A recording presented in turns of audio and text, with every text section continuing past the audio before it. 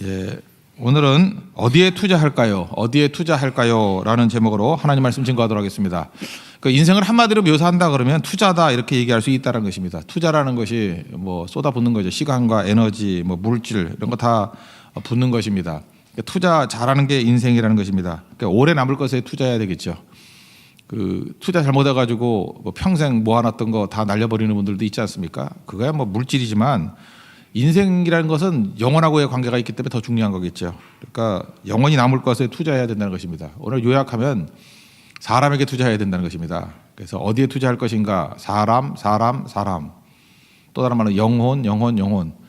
그게 인생의 남은 때를 제일 잘 사는 길이라는 것입니다. 왜냐하면 우리 이 땅에서 뭐 70년, 80년이지만 이제 이후에 천국은 영원한 천국인데 천국에 가져갈 수 있는 거 집도 못 가져가고 돈도 못 가져가고 자동차도 못 가져가고 뭐 더 말할 것도 없죠. 천국에 못 가져가요. 근데 천국에 가서도 여전히 유효한 것은 사람에게 했던 것들, 영원 살렸던 것들, 그거는 영원히 남게 된다는 것입니다. 이 땅에서 하나님께서 그래서 영혼 살리는 것에, 사람 살리는 것에 집중하라는 거 우리에게 말씀하고 계신다는 것입니다. 그게 지혜로운 일이고 그게 바른 투자라는 것입니다. 그러니까 우리 고난주간에 이렇게 선교 나가 있죠. 이 사실 영혼에게 투자하고 사람 살리는 일이잖아요. 이거보다 귀한 것은 없다라는 것입니다. 요한계시록 18장을 보면요, 거기 13절에 말세잖아요. 마지막 때 땅에 상인들이 나옵니다. 땅에 이제 비즈니스맨들이 쭉 나오는데 뭐 여러 가지 팔아요. 뭐 금, 은, 보석부터 시작해서 목록이 석절에 나올 정도로 되게 많이 나와요. 뭐 이것저것 판다. 뭐 근데 이게 뭐 성경에 이런 걸 적어놨지 이렇게 생각이 들어요. 근데 뭐 파는 거 쭉 나오다가 맨 뒤에 두 가지가 충격적이에요. 종들과 사람을 판대, 사람들을. 종들을 팔고 그리고 사람의 영혼들이라. 영혼 팔아먹는다는 것입니다. 이게 참 뭔지 모르겠어요. 영혼을 팔고 사고. 그러니까 뭐 영혼이 털렸다 이런 소리 하잖아요. 근데 마지막 시대가 되면 장사꾼들이 사람을 이렇게 팔아먹고 죽이고 그런다라는 거예요. 근데 이때 교회가 해야 될 일이 무엇이죠? 영혼을 살리는 일. 거기에 집중하면 그 4절에 보니까 목자장이 오실 때 시들지 아니하는 면류관을, 영광의 면류관을 준다 그랬죠. 시들지 아니한다. 여기서 그 제가 이게 아마란스라는 그 곡식이 나오더라고요. 곡식이라고 그래야 되나? 이거 식물이 나오는데 그 안데스 단맥 남미에 가면요, 그 아마란스라는 그 잉카 제국이 있었지 옛날에. 그죠? 잉카 제국이 있었는데 그 산꼭대기에서 그 뭐 물도 많지 않고 여러 가지 여건이 안 좋은데 어떻게 저 산 속에서 사람들이 버텼나 했더니 거기에 하늘이 내린 아주 엄청난 식물이 있는 거예요. 그게 아마란스예요. 아마란스. 사실 여기서 유래가 된 건데 그래서 시들지 아니한다라는 단어가 이 아마란스 여기서 나온 단어예요. 근데 그것이 우리 뭐 영혼 살리고 막 그러는데 여러분 한번 찾아보세요. 인터넷 같은데 아마란스 찾아보면요, 그 식물이 이제 인류를 구원할 식물이다. 마지막 우리의 식량이 될 것이다. 뭐 이렇게 얘기할 정도로 어마어마하고 또 우리 한국 사람들은 뭐 이거 놓칠 리가 없죠. 우리 농업진흥청에서도 지금 그거 뭐 수입하려고 그러고 벌써 파는 사람도 있고 먹어본 사람도 있고 이제 별 사람 다 있어요. 이거 먹으면 뭐 암도 낫는다 별소리 다 있고 그래요. 아마란스라는 거, 아마란스. 그죠? 근데 그 아마란스란 뜻이 뭔지 알아요? 시들지 않는. 그러니까 우리 성도가 이런 뭐 곡식만이 아니고 우리 인생 가운데도 이렇게 시들지 아니하는 영원한 것이 남는 것은 딱 하나라는 거예요. 사람에게 투자하고 영혼에게 투자한 것은 다 살릴 수 있다. 이걸 우리가 말하고 있다는 것입니다. 여기 1절 보니까 장로들에게 권하는 얘기 그랬죠. 여기 장로는 제도권의 장로가 나온 것은 2세기 이후예요. 그러니까 이때 장로라는 것은 거의 목회자와 같은 뜻입니다. 지금 우리 교회에 있는 장로님하고는 좀 다른 것 같아요. 이 사람의 대상에 따라서 성경이 표현하는 게 세 가지가 있거든요. 첫 번째 장로, 두 번째는 감독, 그리고 그 세 번째는 양치는 자. 양치는 자에서 목자가 나왔고 목자에서 패스터라는 목사가 나온 거예요. 그러니까 목사라는 원래 이 뜻은 뭐냐 하면은 양치는 자다 그런 뜻이에요. 목사. 목양할 때 목자잖아요. 그러니까 목자할 때 목자를 쓴다고요. 목양. 그래서 양치는 자. 그래서 유태인들을 대상으로 할 때는 유태인들이 원래 이스라엘 백성들은 장로들이 있었죠. 그러니까 모세 시대 때도 장로가 있잖아요. 70인 장로 이렇게. 그래서 지혜로운 사람, 연장자 이런 뜻이라고요. 그래서 유대인들을 대상으로 편지를 쓸 때는 그 장로라는 표현을 쓰고요. 그 다음에 그 그리스 계통의, 그 로마나 그리스 계통의 사람들에게 쓸 때는 감독이란 말을 많이 썼어요. 그래야 이해가 되니까. 그러니까 영적 지도자라 그런 뜻이에요. 그리고 보편적으로 제일 많이 쓸 때의 개념으로 쓸 때에는 사역으로 쓸 때에는 양치는 자, 목사란 말을 많이 썼다. 목사. 그러니까 목자죠, 목자. 목사가 목자하고 똑같은 말이에요. 하나님 앞에서 그렇게 쓰임 받게 되더라는 것입니다. 근데 이 목자로서 우리 모든 사람이 다 목자가 돼야 되는 거 아니에요. 그죠? 우리는 양이자 동시에 목자가 돼야 되잖아요. 양침 받고 이제 다른 사람을 양육할 수 있도록. 거기에 집중해야 될 것들이 뭐냐? 제일 중요한 것은 영혼에 집중하는 모습이 있어야 된다는 것입니다. 제가 19세기에 그 양대 목사님을 이제 소개하는 걸 참 좋아하는데 두 분 다 너무너무 훌륭한 분이에요. 근데 이제 100년 이상 지나고 난 다음에 그 열매가 다른 거예요. 하나는 미국 시카고를 중심으로 사역을 했던 D.L. 무디. D.L. 무디는 사람에게 투자 다 했어요. 그래서 지금도 시카고 가면은 뭐 무디 바이블 그 인스티튜트라 그래서 그 성경 학교 만들어서요.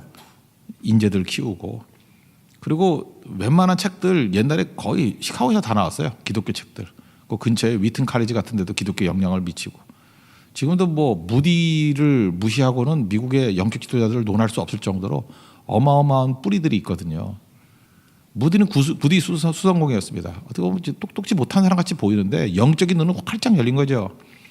그래서 무디는 모든 거를 다 투자해서 사람 살리는 데 투자했다고. 그랬더니 지금도 무디 후예라고 말하는 사람들이 너무너무 많아요. 지금도 복음주의자 가운데 무디의 길을 걸었던 사람들이 많습니다.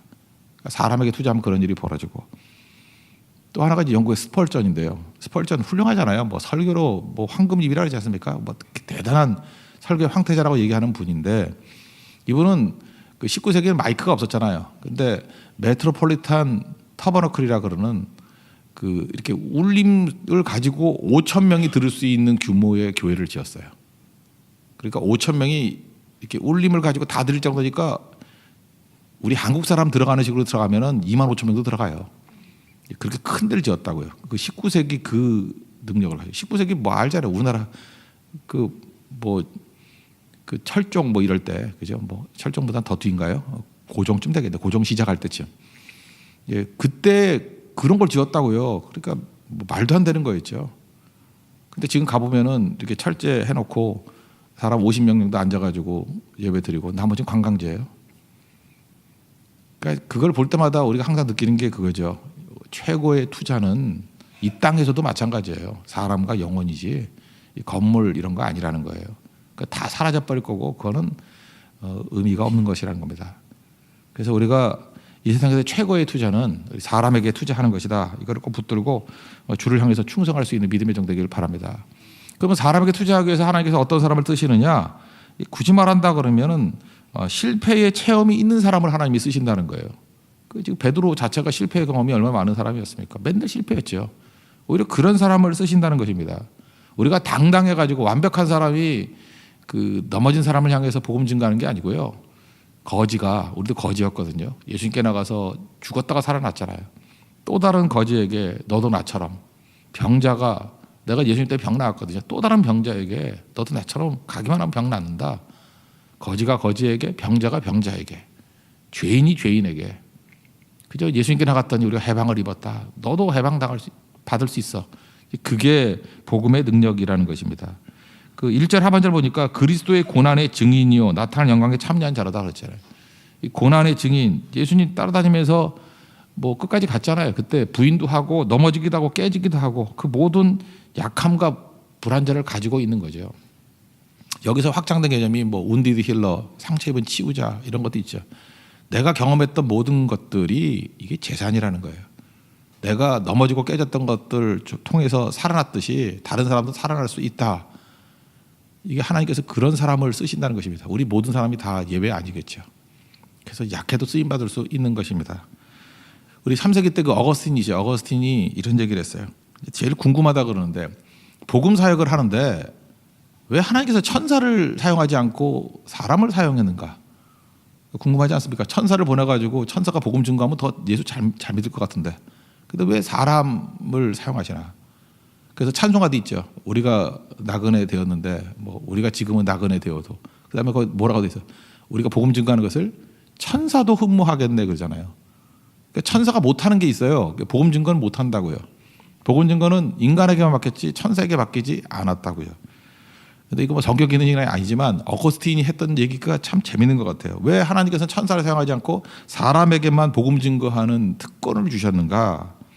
천사는 용서받아본 경험이 없기 때문이다. 이렇게 표현했어요. 지금도 우리 인생 가운데 천사 같은 인생들이 있어요. 용서받아본 적이 없어. 자기 혼자 깨끗해가지고 나는 고고하고 나는 넘어짐이 없고 그게 바리새인 아니에요? 나는 잘못을 한 번도 범한 적 없고 나는 완벽하고 나는 도덕의 기준이고 내가 정이고 그럼 천사잖아요, 그분. 그죠? 천사는 하나님이 안 쓴다는 거예요. 왜냐하면 용서받아본 적이 없기 때문에. 베드로는 실패자입니다. 맨날 판판이 깨지고 넘어지고 그랬어요. 용서받고 또 용서받고. 베드로가 여러분 어느 게 더 중요하다고 생각해요? 이렇게 뭐 깊은 곳에 금을 던져라 그래서 뭐 무지하게 얻었더니 나를 따르라. 뭐 이때가 중요한지 아니면 요한복음 21장에 나오는 내가 나를 사랑하느냐 내가 사랑하는 주께서 아십니다. 내 양을 먹이라 내 양을 치라 3번 했을 때 그때인지. 사실 실질적으로 베드로의 사역의 원동력은 요한복음 21장이에요. 용서 받아본 체험이 있는 자 글을 쓰는 거예요. 여러분 용서 받아본 체험이 있는 사람만이 다른 사람도 용서받을 수 있다는 것을 아는 거지. 그러지 않으면요. 여러분 그거 아세요? 내가 용서받아본 경험이 없고 바리새인주의 같이 이렇게 교만하게 빠져 있는 사람은요. 자기가 판단해요. 구원받을 사람과 구원받지 못할 사람을 자기가 판단한다니까요. 저거는 구원받아도 될 가치가 있는 사람. 그리고 그런 사람에게만 접근하려고 그러고 저거는 아예 버려야 돼. 그리고 자기가 다 판단 다 해버려요. 그런 사람에게 절대로 사도 바울과 같은 사람 건짐의 대상이 되지 못해요. 자기가 판단하는 거라고. 그러니까 하나님께서 짜증나서 쓰겠어요 그거? 네가 하나님이냐? 네가 판단하냐? 선교도 마찬가지예요. 선교도 내가 판단한 거예요. 뭐 후진국만 가재. 왜 이렇게 잘 사는 일본은 가서 뭐 할 거냐 이러고. 자기 판단이에요. 뭐 선교도 어디 가서 해야 될지 어디에 복음 증거해야 될지를 우리가 주님의 종으로서 가라 그런 데 가는 그런 모습이 아니고 자기가 다 판단한다니까요. 이건 옳은 선교, 이건 틀린 선교. 기준이 뭐냐? 하나님이 아니에요. 자기예요. 알다시피 그분은 천사거든요. 우리하고 같이 놀면 안 돼요. 천사인데 보내야 돼요. 타락한 천사가 가는 곳이 지옥인 거 아시죠? 잊지 말라고요. 천사도 천사 나름이지. 천사를 통해서 일하시는 게 아니라는 것입니다. 그렇다 그러면 여기서 자신을 얻어야죠. 우리가 넘어지고 깨지고 부족하다 할지라도 우리 용서받았잖아요. 왜 탕자가 그렇게 성경에서 중요한 아들로 인식을 받습니까? 그런 용서받은 경험이 있거든요. 누가복음 15장만큼 복음이 넘쳐나는 곳이 없잖아요. 용서받은 경험이 있잖아요. 여러분 언제 신앙의 감격이 제일 있죠? 용서받아본 경험이 있는 자. 탕감 받아본 경험이 있는 자. 1만 달러 탕감 받았을 때 그 중요한 게 뭐예요? 감격을 얘기하거든요. 감격. 죽었다가 살아난 자. 감격이죠.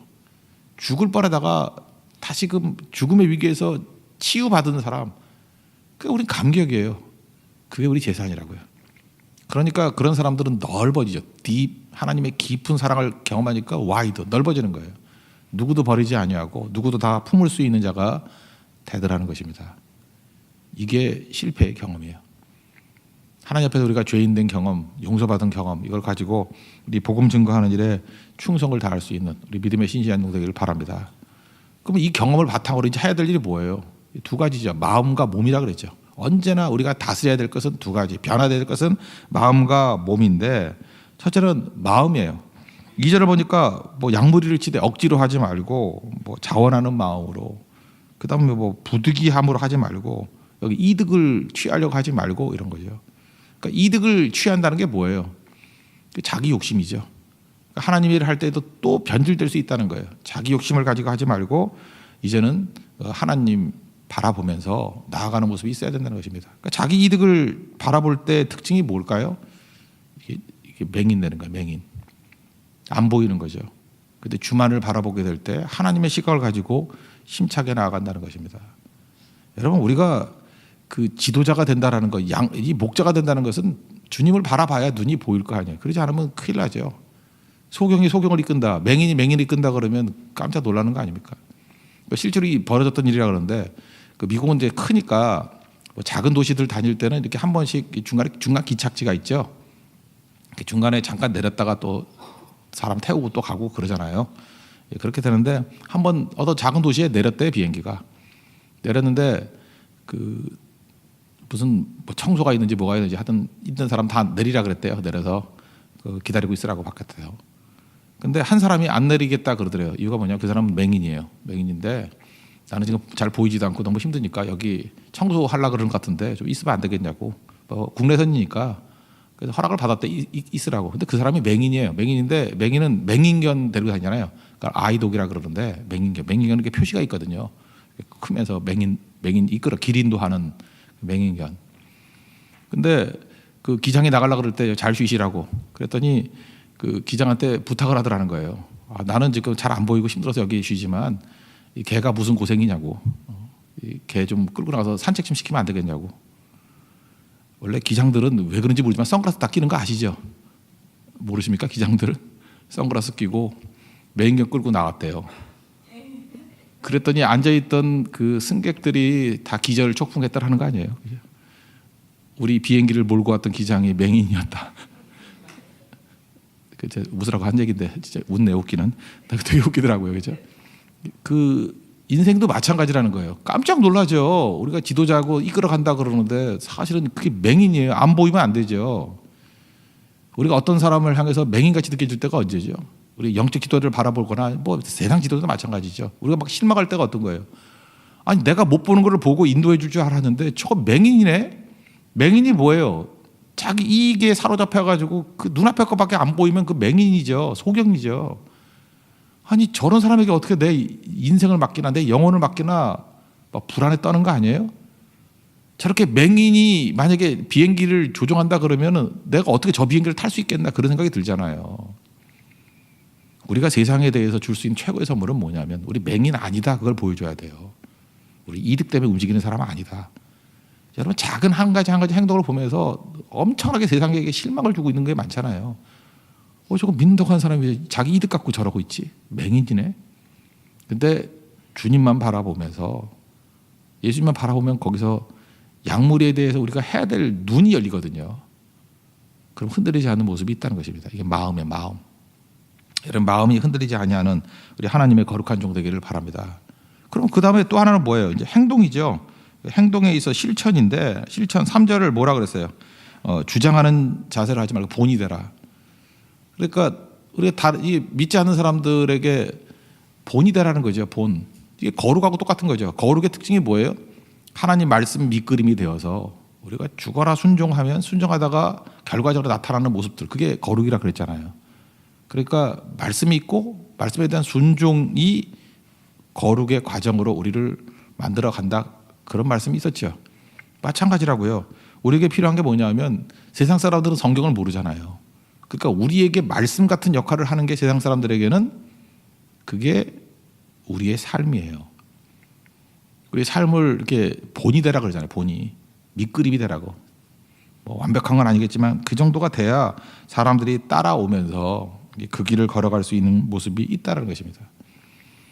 지금 그 마지막 주간이잖아요. 그 고난 주간, 십자가 지의 마지막 주간. 예수님이 하셨던 일이 뭔지 아십니까? 그 세족식이라 그러죠. 발 씻어 주시는 거. 야 너희들 겸손해야 돼. 뭐 크고자 하는 자는 낮아지고 뭐 낮고자 하는 자가 높아지고 뭐 그래. 섬김을 받으려고 하면 안 되고 섬겨야 돼. 그게 큰 자야. 뭐 이런 말씀만 했다 그러면 뭐가 그렇게 대단하겠어요. 근데 예수님은 언제나 행동부터 먼저 하셨어요. 대야에다가 물 떠다가 제자들의 발을 씻겼죠. 그리고 그 다음에 그 말씀을 하셨다고요. 이 순서가 너무 이렇게 중요한 것 같아요. 예수님이 일부러 우리가 보여준 것 같아요. 야, 복음 증거는 이렇게 하는 거야. 보여주고 증거할 때 힘이 있는 거지. 증거만 있다 그러면 힘이 없는 거야. 이게 몸입니다. 몸. 우리가 그 의식과 무의식이 있다 그랬죠. 의식은 생각이에요. 생각의 세계를 다른 거예요. 그래서 의식의 기도. 우리가 하는 기도가 다 의식의 기도예요. 이건 생각. 근데 실제로 우리의 무의식을 지배하는 게 엄청나게 많거든요. 무의식은 변화가 잘 안 돼요. 무의식 때문에 우리가 상처 있고 열등감 빠져 있고 상태 안 좋고 사실 우리의 문제의 거의 90%는 무의식에 있는 것 같아요. 근데 무의식을 변화시킬 수 있는 게 성경은 이제 기도를 통해서는 그게 혀라 그러거든요. 혀. 그래서 방언이라고 하잖아요. 그 방언이 텅이냐, 혀.